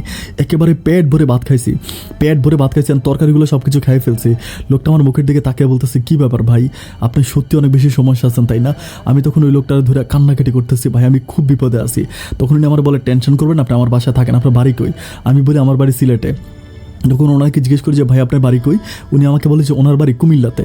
নাম জিজ্ঞেস করে যে ভাই আপনার নাম কি? তখন উনি বলে যে ওনার নাম হচ্ছে রকি। আমাকে বলে যে আমার নাম রকি। আমি বলছি রকি ভাই কী করেন আপনি এখানে? পরে বলে ভাই আমি রেস্টুরেন্টে জব করি। অ্যান্ড আমি তখন বলি যে ভাই আমিও তো আগে রেস্টুরেন্টে চাকরি করতাম। তখন উনি বলে যে আমি রেস্টুরেন্টের ভালো পোস্টে আছি, আপনি যদি রেস্টুরেন্টের কাজ জানেন তাহলে আমি আপনাকে রেস্টুরেন্টে হচ্ছে ভালো একটা কাজের ব্যবস্থা করে দিতে পারবো। আমি তখন বলি যে ভাই আমি খুবই আপনার কাছে চিরঋণী থাকবো, আপনি আমাকে একটা কাজের ব্যবস্থা করে দেন। কারণ এই সময় আমার সবচেয়ে বড় বিপদ হচ্ছে আমার টাকা আমার পরিবারটা চলতেছিল, এবং আমি টাকা দিলে ঈশিতা ঢাকাতে চলতে পারবে, ঈশিতারও মানে চলাফেরা করার মতো কোনো টাকা নাই। তখন আমাকে উনি কাজ দেয়, মানে কাজ দেওয়ার পরে আমি 1 মাস ওখানে কাজ করি, অ্যান্ড ঈশিতার সাথে আমার কন্টিনিউ কথাবার্তা হচ্ছে। ঈশিতা আমাকে বলতেছে আমার আব্বা আম্মা আমাকে হুন্নু হয়ে খুঁজতেছে। আমি বলি তোমার আব্বা আম্মা যতই কিছু করুক তুমি জাস্ট চুপ করে বসে থাকো, আমি তোমাকে যেটা করতে বলছি তুমি সেটাই করো, তোমার কারোর সাথে কথা বলার দরকার নাই, কোনো কিছু করার দরকার নাই, তুমি তোমার জায়গায় স্টিল চুপচাপ বসে থাকো, অ্যান্ড আমি বাংলাদেশে গেলে আমি সব কিছু ঠিক করবো। আমাকে বলে তুমি কবে আসবা? ও খালি দিন করে আমাকে একটা ক্যালেন্ডার আছে, ওই ক্যালেন্ডারে প্রতিদিন একটা দিন ও কাটে, আরেকটা দিনও কাটে। আমি তখন দেখতে পাই, মানে ভিডিও কল আমি যখন তার মুখের দিকে তাকাই আমি তখন বুঝতে পারি যে হাই রে, ওর দিকে তাকালে আমার চোখের পানিগুলা, আমার তখন এত পরিমাণ কষ্ট। আমি চিন্তা করি ওর মতো মনে হয় অবাক এই দুনিয়াতে কেউ নাই। মেয়েটা আমার থেকে তাকিয়ে ফেল করে কান্না করে। আমার তখন কলিজাটা ছিঁড়ে যায়, আমার ইচ্ছা করে আমি কিছু একটা করবো, কিন্তু আমি কী করতে পারি? আমার হাত পা তো বাঁধা, আমি কোনো কিছুই করতে পারি না, কারণ আমার নামে ইমিগ্রেশন মামলা। আমি ইমিগ্রেশনে বাংলাদেশ এয়ারপোর্ট থেকে নামলেই পুলিশ আমাকে ধরে ফেলবে। আর আজকে এতটা প্রায় 1 বছর মতো কেটে যেতেছে আমার আব্বা জেল থেকে বেরো হইতে পারে না। আর মা, আমি তখন ওই চাকরিটা করি, 1 মাস চাকরি করি। 1 মাস চাকরি করার পর উনি আমাকে বেতন দেয়, অ্যান্ড বেতন দেওয়ার পর আমি তখন ঈশিতার জন্য টাকা পাঠাই, অ্যান্ড যথারীতি আমার আম্মার জন্য টাকা পাঠাই। আমার আম্মা বলতেছে তুই টাকা পাঠাইলে আমি খাইতে পারবো, নাইলে আমি খাইতে পারবো না, মানে খাওয়ার মতো কোনো টাকা আমাদের কাছে নাই। আমি তখন আমার মাকে বলি যে মা তুমি টেনশন করো না, আল্লাহ আমাকে যতদিন বাঁচায় রাখছে, আমার নিঃশ্বাস যদি থাকে তাহলে তোমরা খুব বেশি অভাবে থাকবা না। আর এরই মাঝে আমার বড় বোনটার মানে বিয়ের একেবারে পারফেক্ট বয়স, আর ওকে আমি বিয়ে দিতে পারতেছি না। মানে এদিক থেকে যতই বিয়ের গড় আসতেছে, আমার আব্বার কথা শুনলে আর কোনো মানুষ আমার বোনকে বিয়ে করার জন্য রাজি হয় না। মানে আব্বা জেলে কোনোভাবে, আমার মামারাও চেষ্টা করে আমার বোনটাকে বিয়ে দেওয়ার জন্য, বাট আমার বোনটাকে বিয়ে দিতে পারতেছে না। মানে যেখানেই বিয়ের কথাবার্তা বলে ওখানেই হচ্ছে বিরোধী দলের লোকেরা মানে খোঁজ করে আমার বোনের নামে, বা আমার বোনকে ঘর থেকে বের হইতে দেয় না। পারিবারিকভাবে এত বেশি ডিপ্রেশনে পড়ে যাই যে কাউকে বুঝাইতে পারবো না। আমার অবস্থা সে আগের মতো হয়ে যায়। আগের রেস্টুরেন্টে আমি যেরকম মানে কাজ করতে পারতাম না, মানে সারাক্ষণ এই যে কারণে আমার আগের রেস্টুরেন্টে চাকরিটা চলে গেছে, আমার মাঝে সেই সমস্যাগুলো এখনও। মানে আমি কোনো কিছুই ঠিকঠাক মতো করতে পারতেছি না। আমি কাজের মধ্যে গেলে আমার মানে এত টেনশন নিয়ে কি কাজ করা যায়? একে তো মাথার ভিতরে বাবাকে নিয়ে টেনশন, ছোটো বোনগুলোকে টেনশন, মাকে নিয়ে টেনশন, আর সবচেয়ে বড় টেনশন আমি ঈশিতাকে বাড়ি থেকে বের করে ওরকম একটা জায়গার মধ্যে আমি ঈশিতাকে ঝুলিয়ে রাখছি। আমি কি করব না করব আমি কোনো কিছুই বুঝতে পারতেছি না। আর আমি আল্লাহর কাছে হাত তুলে খালি একটা কথাই বলেছি, আল্লাহ তুমি যেমনে পারো হয় আমাকে একটা রাস্তা তুমি খুলে দাও। এভাবে আমি খুবই ডিপ্রেশনে থাকি। তখন রকি ভাই ব্যাপারগুলো দেখতে পারে, রকি ভাই দেখতে পারছে আমি খুব ডিপ্রেশনে আছি, খুবই মন খারাপ। উনি ব্যাপারগুলো দেখার পর উনি একদিন আমাকে জিজ্ঞেস করে যে ভাই তুমি তোমার সমস্যার কথাগুলো আমার কাছে কিন্তু খুলে বলো নাই, তুমি তোমার সমস্যার কথাগুলো আমাকে খুলে বলো। একদিন প্রায় রাত তখন আনুমানিক দুবাইয়ের সময়, রাত প্রায় 12টার মতো বাজে, মধ্যরাতে উনি আমাকে ওনার বাসার ছাদে নিয়ে যায়। বাসার ছাদে নিয়ে আমাকে জিজ্ঞেস করে যে ভাই তুমি বলো, মানে তোমার সমস্যার কথাগুলো আমাকে বলো। আমি তখন তাকে বলি যে ভাই এই ঘটনা কোনো কিছু লুকে নেয়, সব কিছু সত্য বলি যে আমি একটা মানুষকে অনেক ভালোবাসতাম, মানে প্রচুর পরিমাণে ভালোবাসতাম। অ্যান্ড আমি অনেক বড়, আমার বাবা অনেক বড় একজন রাজনীতিবিদ, আমার বাবার নাম বলি। তখন উনি মোটামুটি আমার আব্বাকেও চিনতে পারে। অ্যান্ড তখন উনি বলো যে আপনার তো তাহলে অনেক বড় লোকের একটা ছিল, আপনি এখানে কীভাবে আসলেন? আমি বলি যে এইভাবে আসছিলাম কিন্তু মানে ভিজিটে আসার পরে আমি এখানে কাজে জয়েন করি। সব কিছু মানে ওনাকে স্টোরিটা খুলে ফেলে। এবং আমার একটা ভালোবাসার মানুষ, ওর বিয়ে হয়ে যাচ্ছিলো, পরে আমি ওকে বাসা থেকে পালাইয়া আমি ওকে ঢাকাতে নিয়ে রাখি। অ্যান্ড আমি এখন ইমিগ্রেশন, আমার নয় মামলা, আমি দেশে যেতে পারতেছি না। তখন আমার কথাগুলো শোনার পর রকি ভাই আমাকে বুকে জড়ায় ধরে, বলতেছে ভাই তোমার মনে এত কষ্ট, মানে তুমি এত কষ্ট নিয়ে বেঁচে আছো, আমার খুবই খারাপ লাগতেছে। আমি তখন বলতেছি যে ভাই আপনি আমাকে একটা বুদ্ধি দেন, আমি এখন কী করতে পারি? উনি আমাকে বলতেছে ইনশাল্লাহ আমার কাছে যেহেতু আসছো আমি একটা ভালো ব্যবস্থা করে দিব, আর আমি যেটা করব এটা ইনশাল্লাহ তোমার কোনো প্রবলেম হবে না, তুমি অনেক ভালো থাকবা। আমি বলি ভাই আপনি আমাকে বাঁচান, ওনার হাতে পায়ে ধরে খুবই কান্নাকাটি করি। উনি আমাকে বলে কোনো সমস্যা নাই ভাই, তুমি আমার উপর ভরসা রাখো, অ্যান্ড সব কিছু ঠিক হয়ে যাবে। আর শোনো কালকে থেকে তোমাকে আর কাজে যেতে হবে না। আমি বলি ভাই আমার চাকরিটা চলে গেছে। উনি বলে যে না, চাকরি তো তোমাকে আমি দিছি, আমি ওখানকার ম্যানেজার, তোমার চাকরি কীভাবে যাবে? তুমি চাকরি না করো তুমি বেতন পাবা। আমি বলি ভাই কেমন কথা বলতেছেন, চাকরি না করলেও বেতন দিবেন? উনি বলে যে হ্যাঁ, চাকরি করতে হবে না, কারণ এত টেনশন নিয়ে তুমি কাজ করতে পারবা না, দেখা গেলো তুমি বিল করবা না, কাস্টমার চলে যাবে, এতে আমাদের কোম্পানির আরও ক্ষতি হবে। এর চেয়েও বরং আমি তোমার বেতনটা উঠে দেবো, তুমি আর কাজ করা লাগবে না। এরপরে প্রায় 1 সপ্তাহ মতো আমি আর কোনো কাজ করি না। আমি বাসার মধ্যে থাকি, ঈশিতার সাথে কথা বলি, ঈশিতার সাথে প্রচুর পরিমাণ কথা বলি। তখন আমি একটু হলেও আমার মনে শান্তি খুঁজে পাই। অ্যান্ড এরই মাঝে তখন প্রায় 1 সপ্তাহ পরে আমাকে রকি ভাই বলতেছে রোমান এখন তুমি কি সিদ্ধান্ত নিলে, তুমি কি করবা? আমি বলি ভাই কি করব কিছুই তো বুঝতে পারতেছি না, এখন আপনি তো বড় ভাই আছেন, আপনি একটা মানে ভালো একটা আইডিয়া বের করে দেন। উনি আমাকে বলতেছে যে আমার মাথায় একটা আইডিয়া আছে, এখন আইডিয়াটা তোমার কেমন লাগবে তুমি একটু ভেবে দেখো। আমি বললাম ঠিক আছে, আপনি বলেন যে কী ধরনের আইডিয়া। উনি আমাকে বলতেছে যে আমি রেস্টুরেন্টের মালিককে বলে তোমার বউয়ের নামে একটা ভিসা বের করি, অ্যান্ড তুমি তোমার বউকে বলো পাসপোর্ট করার জন্য, অ্যান্ড মানে তোমার ওই ভালোবাসার মানুষকে বলো পাসপোর্ট করার জন্য। পাসপোর্ট যদি করে তাহলে আমি এখান থেকে ভিসাটা পাঠাই দেবো, ভিসা পাঠাই দিলে তারপর ওই পাসপোর্ট দিয়া সে তোমার এখানে চলে আসবে। আমি তখন বলতেছি সে আসতে পারবে? উনি বলতেছে যদি না আসতে পারে তাহলে কোনো প্রবলেম নাই, আমি এখান থেকে ভিসা টিসা সব কিছু ঠিক করে ও পাসপোর্টের কপিটা পাঠাইলে সব কিছু ঠিক করে দেন হচ্ছে এরপরে আমি ঢাকাতে গিয়ে প্রয়োজন আমি তাকে নিয়ে আসবো, তুমি না যাইতে পারবো না, তোমার সমস্যা, আমার তো সমস্যা নাই। আমার তখন মানে এত ভালো লাগে, আমি রকি ভাইকে ধরে একদম পায়ে ধরে কান্না করে ফেলি। আমি বলি ভাই রে ভাই, আপনি তো মানুষ না, আপনি নির্গত একটা ফেরেস্তা, আপনি যদি না থাকতেন ভাই আমার কী অবস্থা হইতো। না আমাকে বলে কোনো টেনশন করো না, আমাকে ভাই ডাকছো, আমি তোমাকে বাঁচাবো, অ্যান্ড আমি তোমাকে রক্ষা করব। আমি তখন বলি ভাই আপনি আমার বাঁচাইতে পারেন, আপনি ছাড়া আমার বাঁচানোর আর কেউ নাই। উনি আমাকে বলে কোনো টেনশন করো না। অ্যান্ড এরপর আমি ঈশিতার সাথে কথা বলি যে ঈশিতা পাসপোর্ট বানাও। ও আমাকে বলতেছে আমি পাসপোর্ট বানাবো কীভাবে? আমি বলি তুমি পাসপোর্ট বানাও, আমি তোমার জন্য টাকা পাঠাই। এর পরের দিন আমাকে রকি ভাই 10,000 টাকা দেয়, আমি 10,000 টাকা ঈশিতার জন্য পাঠাই। তো ঈশিতা আমাকে বলতেছে যে ইমার্জেন্সি পাসপোর্ট বানালে 20,000 টাকা লাগবে, 3 দিনের ভিতরে পাসপোর্ট হবে। তো আমি রকি ভাইকে বলি ভাই ভিসা কি রেডি আছে? 3 দিনের ভিতরে পাসপোর্ট বানাইলে নাকি 20,000 টাকা লাগবে। তখন উনি বলে তাহলে 3 দিনে পাসপোর্ট বানাক। উনি আমাকে আরও 20,000 টাকা দেয়। তো আমি তখন ওই টাকা ঈশিতার জন্য পাঠাই। পাঠানোর পরে ঈশিতা তখন পাসপোর্ট কাজ কমপ্লিট করে। পাসপোর্ট যখন শেষ হয়, পাসপোর্ট শেষ করার পরে তখন পাসপোর্টের কপি আমাদের জন্য পাঠায়। পাঠানোর পরে তখন এখান থেকে রকি ভাই কীভাবে সব কিছু ওকে টোকে করে প্রায় উনি এটা নিয়ে প্রায় 15-16 দিনের মতো দৌড়ে করে 15-16 দিন পরে আলহামদুলিল্লাহ আমার ভালোবাসার মানুষ ঈশিতার দুবাইতে একটা ভিসা বের হয় তার নামের উপরে।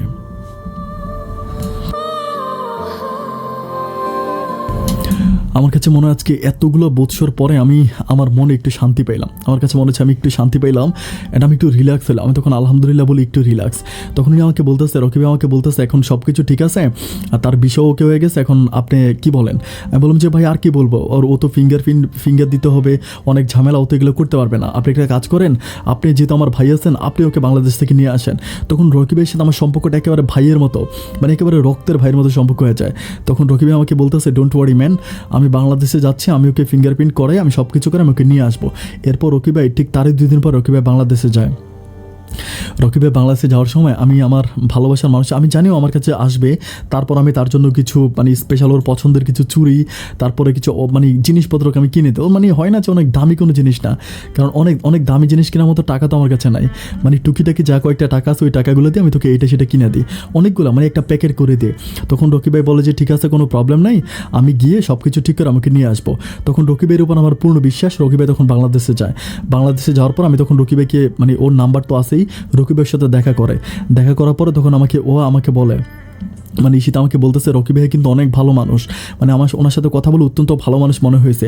আসলে কিন্তু রকি ভাই এত ভালো মানুষ যে বলে বোঝাতে পারবো না। যখন কথা বলে না একেবারে যেন আমার কাছে ওনার কথা শুনে না নর্মালি কোনো মানুষ পাগল হয়ে যাবে। উনি খুব আস্তে খুবই আস্তে করে এত সুন্দর করে কথা বলে, অ্যান্ড কথা বলার মাঝে এত মায়া, এত মাধুর্যতা, ওনার কথা শুনলে যেন আমি পাগল হয়ে যাই। তো উনি ঈশিতার সাথে কথাবার্তা বলেন, ঈশিতার সাথে সব কিছু ঠিক করে, অ্যান্ড উনি তখন ওনার বাড়িতে যায় না। উনি ওনার বাড়িতে না গিয়ে উনি ওইখানে থেকে ঈশিতাকে ফিঙ্গারপ্রিন্ট করায়। ফিঙ্গারপ্রিন্ট সব কিছু কমপ্লিট হওয়ার পর তখন উনি আমাকে বলতেছে ভাই আপনি কোনো টেনশন করবেন না, আমি ঈশিতাকে নিয়ে 2 দিনের ভিতরে চলে আসবো, 2 দিন আমরা টিকিট কনফার্ম করছি। আমি তখন বলি আলহামদুলিল্লাহ, আল্লাহ যাক, আমার কলিজাতে একটু পানি আসছে। আমি ঈশিতাকে বলতেছি আমাদের আর কোনো টেনশন নাই, তুমি আমার কাছে চলে আসবা। অ্যান্ড 2 দিন পরে সব কিছু মোটামুটি কনফার্ম হয়। বাট 2 দিন পরে হঠাৎ করে ওই এয়ারপোর্টে আসার পরে ঈশিতা আমার সাথে কথা বলে যে আমরা আমি এখান থেকে এখন প্লেনে উঠবো, অ্যান্ড প্লেনে ওঠার পরে দেন আমরা দুবাইতে গিয়ে নামবো। দুবাইতে নামার পরে আমি তখন তোমার কল দিব। অ্যান্ড রকি ভাই আমাকে বলতেছে যে রোমান তুমি আমার নাম্বারে কল দিও, আমার নাম্বার খোলা আছে, আমি ওইখানে নাইমা তোমার নাম্বারে কল দিব, তো নাম্বার খোলে এয়ারপোর্টে আসো। তো আমি বলি আচ্ছা ফাইন ঠিক আছে। তো আমি এয়ারপোর্টে আসি, তোমাকে যে ফ্লাইটের কথা বলো ওই ফ্লাইটটা দুবাইতে ল্যান্ড করে। বাট সবগুলো যাত্রী একজন একজন করে বেরোচ্ছে, ঈশিতাও বেরোচ্ছে না, রকি ভাইও বেরোচ্ছে না। আমি তখন বিমান পুলিশের সাথে কথা বলি যে এই বিমানের আর কোনো যাত্রী আছে কিনা। বলেছে না, বিমানে আর কোনো যাত্রী নেই, সব যাত্রী বেরিয়ে গেছে। আমি তখন মোবাইল ফোনটা বের করে রকি ভাইকে কল দিই, কিন্তু রকি ভাইয়ের নাম্বারটা বন্ধ পাই। অ্যান্ড আমি ইন দ্য মিন টাইম আমার ভালোবাসার মানুষ ঈশিতাকে কল দিই, ঈশিতার নাম্বারটাও বন্ধ। 2টা নাম্বার যখন বন্ধ পাই তখন আমি বুঝতে পারতেছিলাম না যে কী ব্যাপার, তাদের নাম্বারটা বন্ধ কেন। আমি তখন আমার মাথার মধ্যে তখন কিছুই আসতেছে না, নাম্বার বন্ধ কেন। আমি তখন পাগল হয়ে যাই, আমি তখন পাগলের মতো কান্নাকাটি করতে থাকি, নাম্বারে ট্রাই করতে পারি, বাট নাম্বারগুলো বন্ধই। অ্যান্ড দেখতে দেখতে প্রায় 2 ঘন্টার মতো কেটে যায়। 2 ঘন্টা পরে আমি পাগলের মতো ওখানে চিল্লাফিল্লা করতে থাকি। অ্যান্ড চিল্লাফিল্লা করার পরে তখন আমি দৌড়ে হোটেলে আসি। হোটেলে আসার পরে আমি হোটেলে এসে আমাদের হোটেলে যে একজন ম্যানেজার আছে উনি আবার বাংলা জানে, ওনার খুব বাড়ি হচ্ছে কলকাতা। আমি ওনার সাথে কথা বলি, আমি বলি যে ভাই রকি ভাই পরে বলে যে রকি, আমি বললাম যে হ্যাঁ রকি। পরে বলে যে রকি তো, আমি বললাম যে রকি আমাদের হোটেলে চাকরি করে যে ম্যানেজার। পরে বলে না রকি তো কোনো ম্যানেজার না, রকি তো সাপ্লায়ার। আমি বলি সাপ্লায়ার পরে বলতেছে যে আমাদের এখানে বিভিন্ন রকমের ড্যান্স পার্টি হয়, ড্যান্স পার্টির জন্য রকি বিভিন্ন রকমের ছেলে মেয়ে অ্যারেঞ্জ করে বাংলাদেশ থেকে বা বিভিন্ন দেশ থেকে। আমি তখন বলতেছি এগুলো কি বলেন, বলে হ্যাঁ। আমি বললাম যে উনি না এখানকার ম্যানেজার। বলে না, কে বলছেন এখানকার ম্যানেজার। আমি তখন মার সাথে বসে আমি বলতেছি যে আমার বউকে আনার জন্য উনি বাংলাদেশে গেছিল, এখন ওনার নাম্বারটা বন্ধ, আমি কিছুই বুঝতে পারতেছি না। তখন ম্যানেজার মাথায় হাত দিয়ে বলতেছে, হাই রে, শিয়ালের কাছে মুরগি বাগা দিয়েছো। আমাকে বলে যে শিয়ালের কাছে মুরগি বাগা দিছো, ওই তো করেই মেয়ের ব্যবসা, ওর কাছে আবার তুমি তোমার বউরে উঠাই দিলা। আমি তখন বলতেছি, ভাই আমি কি করবো, আমি পাগল হয়ে যাই। আমি পাগলের মতো মানে আমি তখন আর কোনো কিছুই বুঝতে পারি না। আমি সাথে সাথে আমি আমার ওই পুরনো মালিকের কাছে যাই। পুরনো মালিকের কাছে গিয়ে আমি আমার মালিকের হাতে পায়ে ধরে বলছি, আমাকে বাংলাদেশে পাঠা, আমার পাসপোর্ট দে। আমি কান্নাকাটি করে বলেছি আমার অবস্থা খুব খারাপ, আমি দেশে যাব। তো তখন উনি আমাকে প্রথমে পুলিশের কাছে পাঠায়। পুলিশ আমাকে 2 দিন থানাতে আটকায় রাখে। পুলিশ থানাতে 2 দিন আটকে রাখার পর আমি থানাতে থাকি। থানাতে প্রচুর পরিমাণ কান্নাকাটি করে, মানে প্রচুর কান্নাকাটি করে। একটা পর্যায়ে পুলিশেরও তো মায়া লাগে। মায়া লাগার পরে পুলিশ আমাকে আর বেশি দিন না রেখে আমার টিকিট কেটে আমাকে বাংলাদেশে পাঠিয়ে দেয়। বাংলাদেশে পাঠিয়ে দেওয়ার পর আমি ইমিগ্রেশন থেকে বের হই। আমি তো মনে করছিলাম যে আমার নামে ইমিগ্রেশনের মামলা বা আমার আব্বা যেটা বলছিল, কিন্তু না, আমি ইমিগ্রেশন থেকে বের হয়ে গেছি একদম সোজাভাবে। ইমিগ্রেশন আমার নামে কোনো মামলা ছিল না। বের হয়ে যাওয়ার পর আমি তখন পাগলের মতো ঘুরতেছি কী করা যায়। আমি বাড়িতে গেছি খুব গোপনে, বাড়িতে গিয়ে আমার মায়ের সাথে দেখা করছি, আমার ছোটো বোনগুলোর সাথে দেখা করছি। আমি তখন কোথাও আর ঈশিতাকে পাইতেছি না। ঈশিতার পরিবারের সাথে আমি যোগাযোগ করতেছি না, কারণ ঈশিতার পরিবার কিন্তু এই পর্যন্ত জানে না যে ঈশিতা আমার সাথে পালায়ে গেছে। ওর বাবা কিন্তু এখনও জানে না। এরপর আমি কী করি, ঘুরতে থাকি। উনি আমাকে কুমিল্লার মানে উনি বলেছিল ওনার বাড়ি কুমিল্লা, কিন্তু কুমিল্লার বাড়ির কোনো ঠিকানা আমাকে বলে নাই। ওনার ছবি দিয়ে আমি কুমিল্লাতে বিভিন্ন লোকের কাছে ওনার ছবি পাঠাই, বাট কোনোভাবে আমি ওনারে ধরতে পারি না, বা অনেক লোকের কাছে ছবি পাঠাই, কেউ আসলে ওনার কোনো ডিটেলস আমাকে দিতে পারে না। সবশেষে আমি ঢাকাতে যাই। ঢাকাতে আমি ডিবি কার্যালয়ে যাই। ডিবির কার্যালয়ে গিয়ে আমাদের একজন মানে আমার আব্বা রাজনীতি করে ওরকম একটা লোক আছে, ওনার সাথে কথাবার্তা বললে আমি তখন ডিবির কার্যালয়ে যাই। ডিবির কার্যালয়ে গিয়ে ওনার ছবি দেই। ছবি দেওয়ার পরে বলি যে এই ঘটনা সব কিছু ওনাকে বলি। বলার পরে ডিবি তখন এটা নিয়ে ইনকোয়ারি করে। অ্যান্ড 2 দিন পরে ডিবি আমাকে বলতেছে যে এই লোকটার বাড়ি কুমিল্লা না, এই লোকটার বাড়ি হচ্ছে চিটাগং। এবং উনি উনি উনি হচ্ছে লাস্ট ফ্লাই করেছিল, মানে লাস্ট ফ্লাই হয়েছে ওনার বাংলাদেশ থেকে ইন্ডিয়া। ওনার বাংলাদেশ থেকে দুবাইতে কোনো ফ্লাই হয় না, বাংলাদেশ থেকে ওনার ইন্ডিয়াতে ফ্লাই হয়েছে। এবং ওনাদের রেকর্ড অনুযায়ী উনি এখন ইন্ডিয়াতে আছে। আমি তখন বলতেছি যে ভাই ইন্ডিয়াতে আছে, তাহলে আমি তাদেরকে সব কিছু কমপ্লেন করেছি আমার বউ চলে গেছে বা আমার বউকে উনি নিয়ে গেছে। তখন বলে যে কাবিনের কাগজ দেওয়ার জন্য। তো আমার কাছে তো কোনো কাবিনের কাগজ নাই, কোনো কিছুই নাই। আমি তখন এগুলো নিয়ে দৌড়ে করতেছি। পরে ঈশিতার ঠিকানা আমার কাছে চাওয়া হয়। আমি তখন ঈশিতার পুরনো ঠিকানা দিই। সব ঠিকানা দেওয়ার পরে তখন ডিবি আমাদেরকে বলে যে সময় দেন, অ্যান্ড সময় দিলে আমরা বের করে দিতে পারবো। তখন আমার আর মনটা মানতেছে না, আমার মনটা আর মনটা আর মানাইতে পারতেছি না। আমি চিন্তা করতেছি যে আমার যেভাবেই হোক আমার ঈশিতাকে আমার খুঁজে বের করতেই হবে। একটা পর্যায়ে আমি তখন বাংলাদেশ থেকে আমি ইন্ডিয়ার ভিসা লাগাই। আমি ইন্ডিয়াতে যাই। ইন্ডিয়াতে গিয়ে আমি বিভিন্ন জায়গায় ঈশিতাকে খুঁজতে থাকি। ওই লোকের মানে বিভিন্ন প্রতিতালয়ে যাই। তারপরে বিভিন্ন লোকদের কাছে গিয়ে আমি ছবি দেখে আমি প্রায় 6 মাসের মতো থাকি। অ্যান্ড 6 মাস থাকার পরও আমি ঈশিতার কোনো খোঁজ খবর ইন্ডিয়াতে পাই না। কিন্তু এই 6 মাসের ভিতরে আমার জীবনের সবচেয়ে বড় ক্ষতিটা হয়ে যায়। 6 মাসের ভিতরে ডিবি থেকে আমার ঈশিতার বাবাকে ফোন করে বলা হয়, আমার নাম বলেছে অমুক নামের একটা ছেলে কমপ্লেন করেছিল আপনার মেয়েকে নাকি এইভাবে, মানে পুলিশ ওনার মানে ডিবি ওনার বাবাকে মানে ঈশিতার বাবাকে ফোন করে সব কিছু বলে দেয়। বলে দেওয়ার পরে ঈশিতার পরিবার কনফার্ম হয়ে যায় যে ঈশিতাকে আমি নিয়ে গেছি। এটা যখন ওরা কনফার্ম হয়ে যায় তখন তারা আমার পরিবার আছে, আমার পরিবারে গিয়ে আমার পরিবারের উপরে অত্যাচার শুরু করে। একটা পর্যায়ে সবচেয়ে দুঃখজনক ব্যাপার হচ্ছে আমার বড় বোনটাকে ঈশিতার বড় ভাই বাড়ি থেকে উঠায় নেয়। নিয়ে আমার বড় বোনটাকে আটকায় রাখা, মানে আমার মাকে বলতেছে যে যেভাবে পারস আমার বোনকে আইনা দে, অ্যান্ড আমার বোনের না আইনা দিলে তোর মেয়েরে মাইরে ফেলবো। কিন্তু আমি তখন ঈশিতার বড় ভাইয়ের সাথে কথা বলি। আমি বলি ভাই দেখেন, আমিও ঈশিতাকে খোঁজার জন্য আমি ইন্ডিয়াতে আসছি, আমি ঈশিতাকে খুঁজতেছি, আমি ঈশিতাকে পাইতেছি না, ভাই প্লিজ আপনি আমার বোনকে ছেড়ে দেন। কিন্তু এরই মাঝে আমি জানতে পারি উনি সহ ওনার অনেকগুলো লোক আমার বোনকে বেশ কিছুদিন ধরে দর্শন করে আসছে। আমার বোনকে ওরা দর্শন করেছে, আমি লোক মারফতে খবরগুলো শুনতে পাই। আমার তখন প্রচুর পরিমাণ কষ্ট লাগে। আমি তখন চিন্তা করি ওর বোনকে খোঁজার জন্য আমি ইন্ডিয়াতে আসছি, আর ও আমার বোনকে এভাবে দর্শন করলো। আমার তখন প্রচুর পরিমাণ কষ্ট লাগে। আমি তখন ইন্ডিয়া থেকে বাংলাদেশে চলে আসি। বাংলাদেশে আসার পরে আমি পাগলের মতো ওর ভাইয়ের সাথে যখন ঝগড়া লেগে যাওয়ার পরে তখন ওর ভাই থানাতে ফোন করে। আমার নামে তো আগেরই মামলা আছে, যার জন্য পুলিশ কোনো কিছু না বলে আমাকে থানাতে ধরে নিয়ে যায়। আমি থানাতে থাকি। তখন আমি এতটা বিপাকে পড়ে যাই, মানে আমার আব্বা এক থানাতে থাকে, আমি অন্য জায়গায় থাকি। আমার মা তখন প্রচুর পরিমাণ কান্নাকাটি করে। মায়ের অবস্থা তখন এতটাই খারাপ হয়ে যায় যে আমার মাকে বাঁচানো সম্ভব হয় না। মানে মা তখন বারবার একটা কথাই বলতেছে যে আল্লাহ আমার জীবনটা কেন নিতেছে না, এত কষ্ট আমি কিভাবে সহ্য করব। আর আমার বড় বোনকে যে দর্শন করছে এটা মোটামুটি সিলেটের আনাচে কোনাচে সব মানুষের কাছে, সব মানুষের কানে কানে পৌঁছায় গেছে। মানে অবস্থাটা এমন একটা ব্যাপার হয়ে গেছে যে অবস্থাটা এমন একটা ব্যাপার হয়ে গেছে যে সিলেটের সবগুলো মানুষ এই ব্যাপারটা জেনে গেছে। অ্যান্ড আমার মা বলতেছে আমি এই মেয়েটাকে আর কখনো বিয়ে দিতে পারবো না। আর আমার আব্বা 1 বছরও বেশি সময় ধরে থানা হাজতে আছে, আমি আমার আব্বার সাথে দেখা করতে পারি না। আমার মামারা তখন এসে আমার সাথে দেখা করে, মামারা দেখা করে বলতেছে যে ভাগিনা কী করবি? আমি বলতেছি যে মামা কী করা যায়, আপনারা আমাকে একটা ভালো বুদ্ধি দেন। অ্যান্ড তখনকার পর থেকে আমি জানতে পারি যে ঈশিতার বড় ভাই, ঈশিতার বাবা, ঈশিতার মা, ঈশিতার পরিবার সবাই মিলে ঈশিতাকে খোঁজার জন্য তারা মরিয়া হয়ে উঠেছে। তারা র্যাব, ডিবি, পুলিশ থেকে শুরু করে মানে বাংলাদেশের যত আইন শৃঙ্খলা বাহিনী আছে সবার কাছে গিয়ে কমপ্লেন করেছে, ছবি পাঠাইছে, সব কিছু খুঁজে টুজে করে আলহামদুলিল্লাহ প্রায় 2 মাস পরে আমি থানাতে থেকে শুনতে পাই 2 মাস পরে নাকি ঈশিতাকে ইন্ডিয়ার একটা পতিতালয় থেকে ওকে বাঁচানো হয়।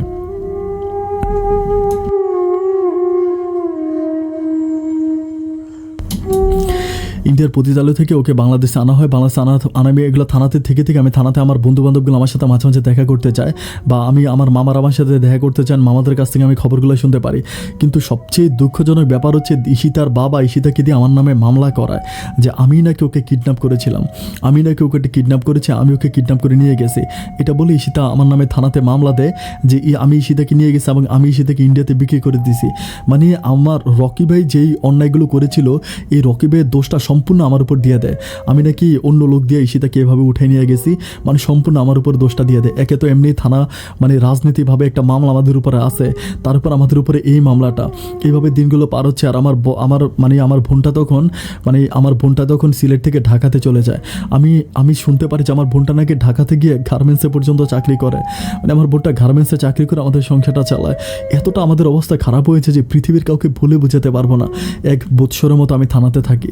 1 বছর জেলে থাকার পরে 1 বছর পর আমার মামা অনেক টাকা পয়সা প্রায় 30 লাখ টাকার মতো খরচ করে, 30 লাখ টাকার মতো খরচ করে আমাকে অনেক কষ্ট, কারণ আমার নামে এমন মামলা দিয়ে দেওয়া হয় আমি সারা জীবনে আর কখনো জেল থেকে বেরোতে পারবো না।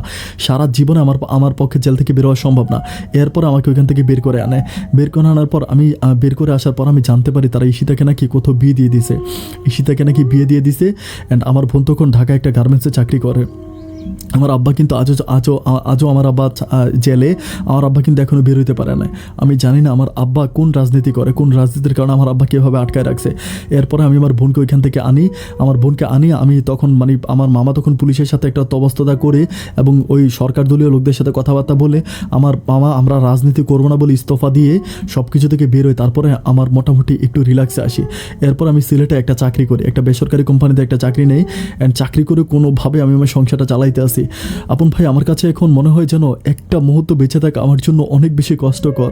আমি ভাই মুক্ত বাতাসে নিঃশ্বাস নিতে পারতেছি না, আমার নিঃশ্বাসটা যেন বন্ধ হয়ে যাচ্ছে। আমার এত পরিমাণ কষ্ট আমি পৃথিবীর কাউকে বুঝাইতে পারবো না। আমি আমার 2টা বোনের জীবন নষ্ট করে দিলাম, আমি আমার ঈশিতাকে আমার করতে পারলাম না। অ্যান্ড আমার কাছে মনে হয় এই সব কিছুর জন্য ভাই রাজনীতি দায়ী। আমি ছাত্র জীবনে রাজনীতি করতে গিয়ে আমার জীবনটাকে আমি নষ্ট করে দিয়েছি।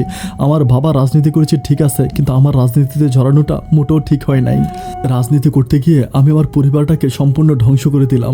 আপন ভাই আপনার জীবনের গল্পগুলো শুনে আমার খুব ভালো লাগে। যদি পারেন আমার এই গল্পগুলো মানুষের কাছে প্রচার করবেন, তাহলে যারা আমার মতো ছাত্র বয়সে রাজনীতি করতে চায় তারা অন্তত রাজনীতির আমাকে ওই নোংরা জায়গা থেকে চলে আসবে, তারা রাজনীতি আর করবে না। আপন ভাই আমি মনে করি যে পড়াশোনার সাথে কখনো রাজনীতি হয় না। আমি একমাত্র আমার জীবনটা নষ্ট করে দিয়েছি। আমার বাবাকে আমি অনুসরণ করেছি। অ্যান্ড আমার বাবাকে আমি পরে শেষে প্রায় আরও 6 মাস পর আব্বাকে থানা থেকে বের করা হয়। আব্বাও এখন আর তেমন কিছু করে না, মানে ঘরের ভিতরে একদম অসুস্থ একটা রোগীর মতো আছে। আর এরই মাঝে আমরা আমার বড় বোনটার বিয়ের মোটামুটি বড় বোনটাকে বিয়ে দিয়েছি, ছোটো বোনটার এখনও বিয়ে হয় নাই। এইভাবে আমার জীবনটা এখন আছে। আপন ভাই আমি কোনো বিয়ে শাদী করি নাই, এইভাবে আছি। ভাই যদি পারেন আপনি আমার গল্পটা প্রচার করবেন, অন্তত কিছু ছাত্রছাত্রী আমার এই গল্প থেকে কিছু শিখতে পারবে। আপন ভাই আপনার জন্য শুভকামনা। যদি পারেন আমাকে একটু ফোন করবেন, এটা আমার ফোন নাম্বার। আপনি অনেক ভালো থাকবেন ভাই। আসসালামু আলাইকুম।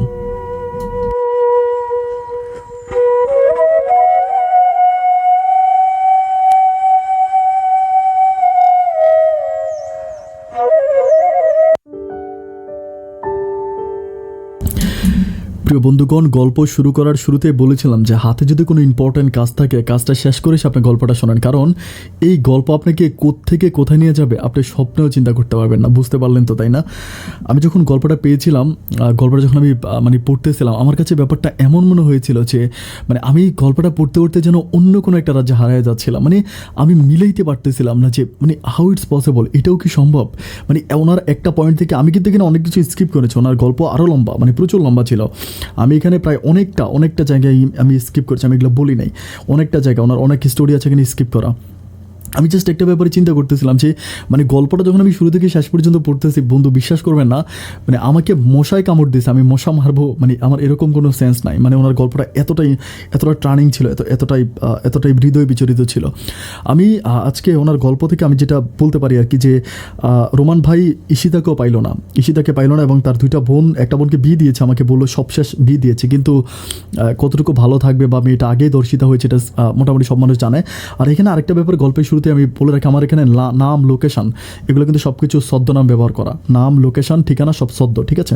এটা কোনোটাই হচ্ছে রিয়েল না, এগুলো ছদ্মনাম ঠিকানা ব্যবহার করা। এখন সবচেয়ে মানে মজার ব্যাপার যেটা রোমান ভাই আমাকে লাস্ট পর্যন্ত বলেছে, আপন ভাই রাজনীতি করতে গিয়ে আমার জীবনটা আজকে এমন হয়ে গেল।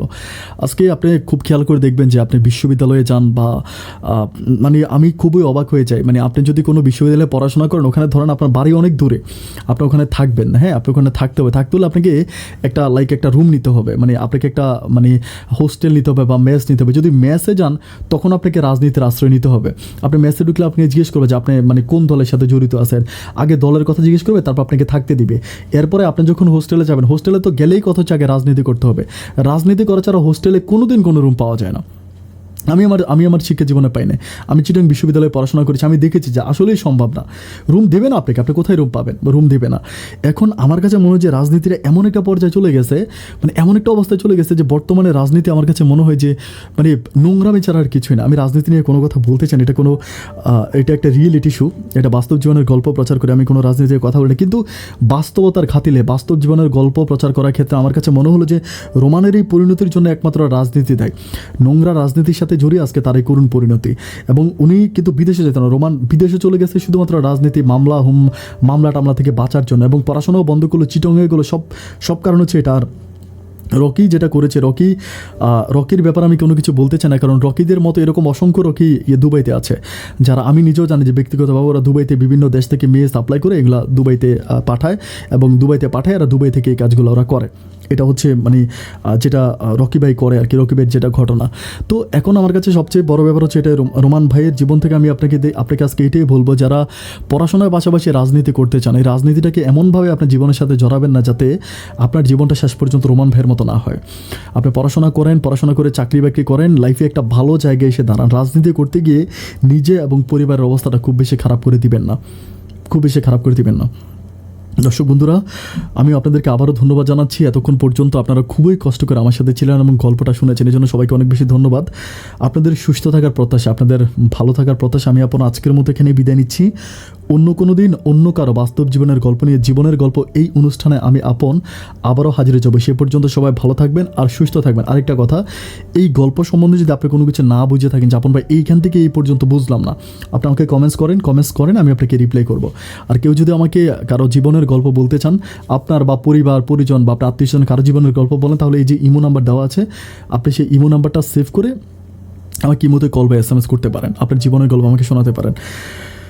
দর্শক বন্ধুরা, কিংবা এই অনুষ্ঠান নিয়েও কোনো রকম কথাবার্তা থাকলে আপনি সেটা আমাকে কমেন্টস বক্সে লিখে পাঠাতে পারেন। সবাই অনেক ভালো থাকবেন, সুস্থ থাকবেন। আবারও ধন্যবাদ জানাচ্ছি এতক্ষণ পর্যন্ত আমার সাথে থাকার জন্য। আজকের মতো এখানেই বিদায়। আল্লাহ হাফেজ।